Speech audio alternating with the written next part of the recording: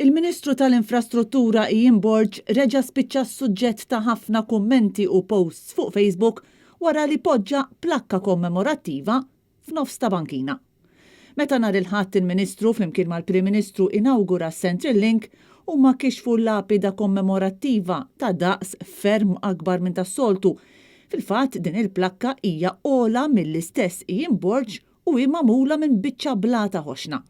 Għal xi raġuni din il-plakka tqiegħdet propju fin-nofs tal-passaġġ tal-bankina u ħadet ħafna mill-ispazju li suppost jintuża minn min ikun qed jimxi jew juża r-rota f'din iż-żona. Propju dwar dan, permezz ta' post fuq Facebook, ikkummenta wkoll id-Deputat Nazzjonalista Tony Bezzina. Aparti li żgombru kienu ħafna li kummentaw ukoll dwar fatt kurjuż ieħor għaliex din il-plakka jew blata li tqiegħdet għall-okkażjoni kella titpoġġila feles biex iżomma wieqfa. Sa issa mhux magħruf jekk din il-plakka tqegħditx hemmhekk temporanjament jew jekk hux se tkun imċaqalqa.